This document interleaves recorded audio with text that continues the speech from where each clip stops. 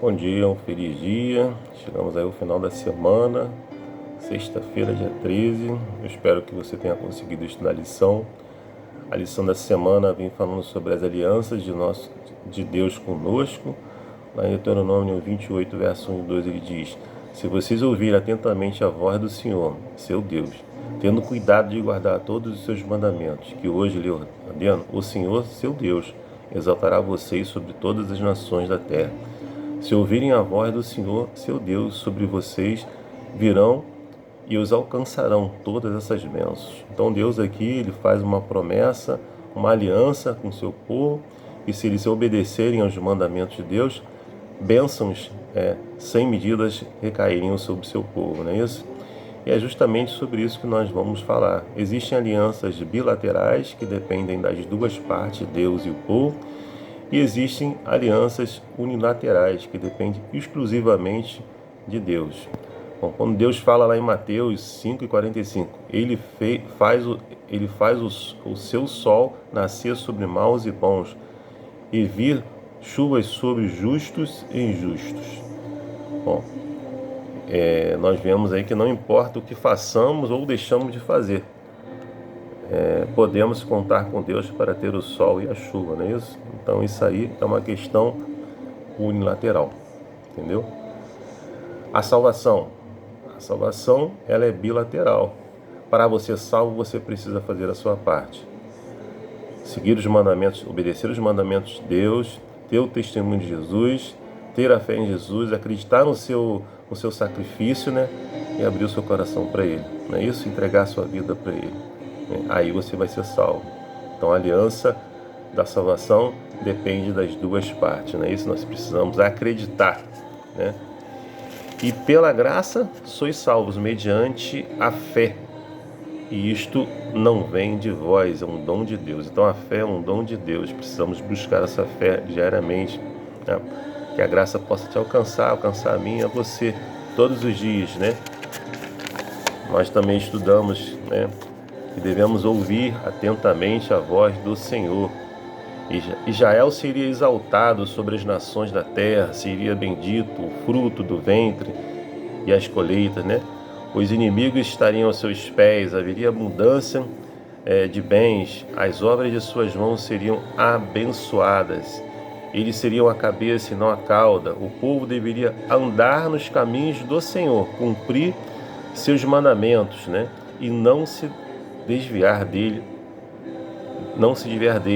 suas palavras seguindo outros deuses, não é isso? Deveria ouvir a voz do Senhor atentamente e guardar os seus mandamentos. Para que eles pudessem ser abençoados, eles tinham que guardar os seus mandamentos e não se desviar dos seus caminhos, não é isso?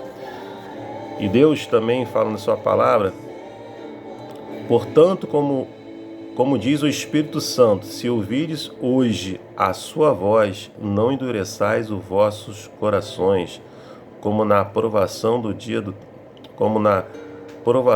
dia da tentação no deserto. Então, Deus pede para a gente não endurecer o nosso coração, para que Ele possa atuar no nosso coração, transformar a nossa vida, né?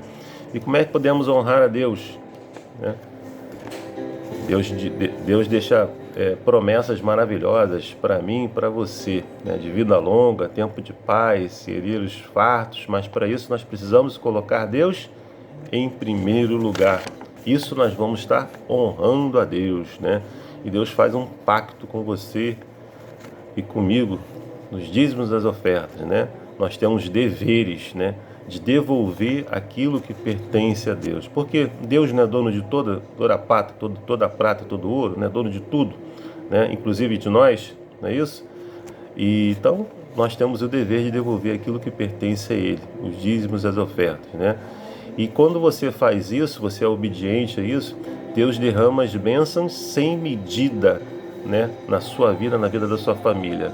Abraão ofereceu o dízimo, está lá em Gênesis 14, verso 20. O dízimo era uma lei para os filhos de Israel. Está lá em Números 18, 21 a 28, não é isso? E Deus fala também na sua palavra, né, que devemos buscar primeiro o reino de Deus e a sua justiça, e todas as outras coisas serão acrescentadas. Então Deus está dizendo assim, ó, Deus vai suprir todas as suas necessidades, desde que vocês busquem a Deus, né, a seu reino e a sua justiça em primeiro lugar. Essa é uma promessa de Deus, mas você precisa cumprir o acordo entre você e Deus, entre a humanidade e Deus. E esse acordo precisa ser cumprido. Lá em Testemunhos para a Igreja, volume 3, página 326 e 327, Ellen White escreve o seguinte: sempre que o povo de Deus, em qualquer época, seguiu de forma voluntária e alegre o plano dele quanto à doação sistemática e às dádivas e ofertas, verificou sua permanente promessa de que todos os seus esforços seriam seguidos de prosperidade proporcional à obediência que dispensou ao que dele requeria. Quando reconhecia os direitos de Deus, ele satisfazia as reivindicações, honrando-o com seus recursos. Seus celeiros enchiam-se com fartura. Porém, quando o povo roubava a Deus em dízimos e ofertas, era-lhe feito compreender que não o estava roubando a ele simplesmente, mas a si mesmo, pois ele lhe limitava as bênçãos exatamente em proporção ao que ele limitava as ofertas que lhe faziam. Somos salvos pela graça, um dom, somos salvos pela fé, né? Um dom da graça. A obediência aos mandamentos é uma resposta a essa graça, é uma gratidão àquilo que Deus fez por mim e por você. Não é algo que se obtém, do contrário, não seria graça. Você pode ver lá em Romanos 4, de 1 a 4. Na aliança bilateral de Deus conosco, recebemos bênçãos e temos responsabilidade. Em resposta ao que Ele nos oferece, assumimos o relacionamento com o Senhor e determinamos nosso destino. A obediência por amor é um sinal do discipulado, ser um discípulo do Senhor. Em vez de nos dispensar da obediência, é a fé que nos torna participantes desta graça, que nos capacita a prestar obediência ao nosso Deus, ao que Ele pede. Bom, que Deus te deu uma ótima sexta-feira, uma sexta-feira abençoada, uma preparação aí para o sábado maravilhoso. Que você esteja na presença de Deus e coloque Deus em primeiro lugar na sua vida, né? Como Deus diz na sua palavra. Espero que você tenha conseguido estudar a lição durante toda essa semana. Deus te abençoe, te dê um ótimo dia, é meu desejo de oração. Amém.